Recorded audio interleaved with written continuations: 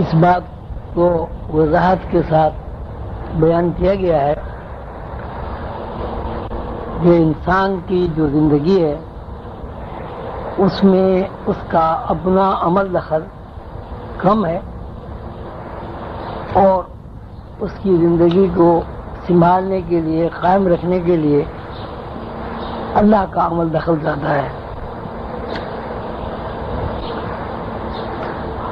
اب جو کچھ پڑھا گیا ہے اس میں بھی یہی بات بیان ہوئی ہے کہ جو کچھ کرتا ہے وہ اللہ کرتا ہے اور جو کچھ چاہتا ہے وہ اللہ چاہتا ہے۔ انسان کے چاہنے سے یا انسان کے کرنے سے وہی کام ہوتے ہیں جو اللہ منظور کر لے یا اللہ چاہے۔ ایک اس میں یہ بات بھی بتائی گئی ہے کہ روحانیت ایک ایسا سبق ہے کہ جس میں انسان کا رشتہ اگر اللہ تعالیٰ کے ساتھ قائم نہ ہو اور ذہنی ربط اللہ کے ساتھ قائم نہ ہو تو کوئی آدمی اللہ سے قربت حاصل نہیں کر سکتا۔ اللہ سے قربت حاصل کرنے کے لیے روحانیت میں ایک طرز ہے استغنا۔ استغنا کی طرزیں جب تک کسی انسان کے اندر داخل نہیں ہوں گی تو وہ انسان غیب کی دنیا میں داخل نہیں ہو سکے گا۔ اس لیے ہمارا شہودی مشاہدہ ہے اور ہمارا شعور اس بات کو اچھی طرح جانتا ہے کہ ہم جب کہیں بھی جاتے ہیں تو وہاں کے قوانین، وہاں کے رہنے والے لوگوں اور وہاں کے تمدن اور معاشرت سے ہمیں کچھ نہ کچھ واقفیت ضروری ہوتی ہے۔ مثلا ہم کراچی سے لندن جاتے ہیں تو پہلی بات یہ ہے کہ لندن اگر ہمارے علم میں موجود نہ ہو تو نہ لندن جانے کا ہمیں کبھی خیال آئے گا اور نہ ہی لندن جانے کے لیے ہم جد و جہد اور کوشش کریں گے اور نہ ہی ہمیں لندن جانے کے بعد وہاں کے حالات سے واقفیت حاصل ہوگی۔ اسی طرح غیب کی دنیا بھی ایک عالم ہے۔ جب تک ہمارے ذہن میں یہ بات نہیں آئے گی کہ اس دنیا کی طرح غیب کی دنیا بھی موجود ہے، اس وقت تک ہمارے ذہن میں غیب کی دنیا کا چونکہ خیال ہی نہیں آئے گا، اس لیے ہم غیب کی دنیا کے لیے جد و جہد اور کوشش نہیں کریں گے۔ ابھی میں نے لندن کی مثال دی ہے۔ جب کوئی آدمی لندن جاتا ہے تو اس کے ذہن میں یہ بات موجود ہوتی ہے، اسے بتا دی جاتی ہے کہ لندن کا موسم سرد ہوتا ہے، تو لندن جانے سے پہلے وہ ململ کے کرتے اور لٹھی کی شلواریں لے کر نہیں جاتا۔ وہاں کے حساب سے وہ لباس کا بھی انتخاب کرتا ہے، وہاں کے حساب سے وہاں کے جو قوانین ہیں ان کو بھی کچھ نہ کچھ تھوڑا بہت جانتا ہے اور وہاں جا کر وہ بھی اس پر عمل کرتا ہے۔ وہ یہ بھی جانتا ہے کہ لندن میں ایک انتظامیہ ہے، ایک ملک ہے، ایک قوم ہے، ایک حکومت ہے اور اس حکومت کا کوئی سربراہ بھی ہے۔ تو یہ بات کہ آپ لندن چلے جائیں اور لندن جا کر ایئرپورٹ پر آپ یہ کہہ دیں گے صاحب میں تو نہ ملکہ کو مانتا ہوں نہ میں برطانیہ کے قانون پر عمل کروں گا، اس کی صورت یہ ہوگی کہ وہ آپ کے پاسپورٹ پر نشان ہی نہیں لگائیں گے اور آپ کو اندر ہی داخل نہیں ہونے دیں گے۔ اس بات سے یہ ثابت ہوا کہ جس کام کو آپ کرنا چاہ رہے ہیں، یہ جس زون میں آپ داخل ہونا چاہ رہے ہیں، اس زون سے متعلق آپ کو معلومات بھی ہونی چاہیے اور اس زون کا جو سربراہ ہے، اس سربراہ نے جو قوانین بنا دیے ہیں اس سے بھی آپ کو واقفیت ہونی چاہیے۔ روحانیت میں استغنا ایک طرز فکر کا نام ہے۔ دراصل استغنا کا مطلب ہی یہ ہے کہ انسان غیب کی دنیا اور غیب کی دنیا میں جو کچھ ہے ان سب پر کس کی حکمرانی ہے اس سے واقف ہونا ضروری ہے۔ اگر کوئی بندہ غیب کی دنیا کے حاکم مطلق سے واقف نہیں ہے، واقف زبانی نہیں ہے، یعنی ذہنی طور پر رابطہ ہو اس کا کہ وہاں کی حکمراں اللہ ہے، اس وقت تک وہ غیب کی دنیا میں داخل نہیں ہو سکتا۔ اور اللہ کے لیے، اللہ سے رابطہ قائم کرنے کے لیے یہ ضروری ہے کہ آپ اللہ کی ذات سے نہ صرف واقف ہوں بلکہ آپ کے اندر اللہ کی قربت کا احساس بھی موجود ہو۔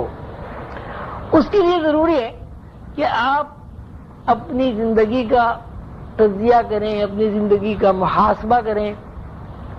جس دنیا میں آپ رہ رہے ہیں اس دنیا کے بارے میں غور و فکر کریں تو ایک ہی بات آپ کو نظر آئے گی کہ یہاں انسان ہر چیز کا محتاج ہے۔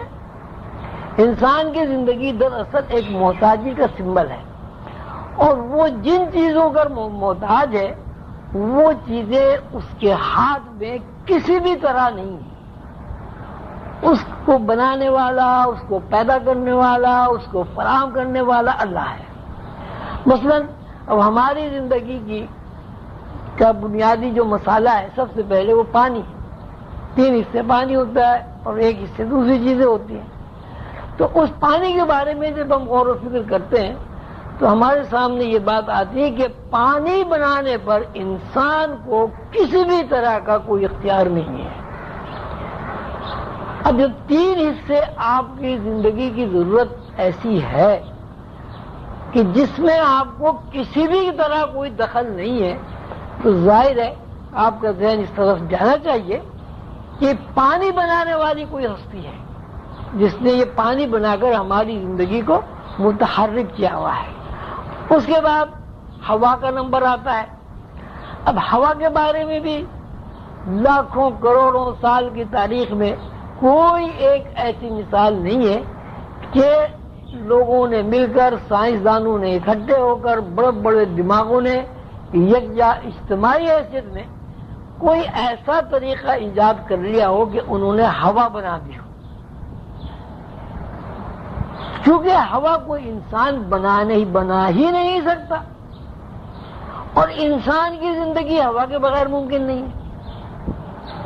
تو لازم بات یہ سامنے آئی کہ ہوا جس نے بنائی وہی ہماری زندگی کا ضامن ہے۔ اس کے بعد زمین ہے۔ اب یہ تو آپ کہہ سکتے ہیں کہ زمین کے اندر ہم نے ہل چلایا، زمین کو ہم نے پانی سے سیراب کیا، زمین کے اندر ہم نے بیج ڈالا، اس بیج کی آبیاری کے لیے جو تقاضے ہیں وہ پورے کیے۔ لیکن پھر وہاں یہ سوال ہوتا ہے کہ اگر اللہ زمین ہی نہیں بناتا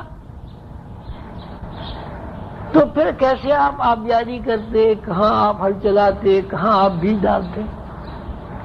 تاریخی شواہد موجود ہیں کہ اربوں خربوں سال کی تاریخ میں نو انسانی نے کتنی ہی ترقی کیوں نہ کر لی ہو لیکن زمین کا ایک ٹکڑا کوئی نہیں بنا سکتا۔ یعنی زمین، ایک انچ زمین کسی نے آج تک نہیں بنائی۔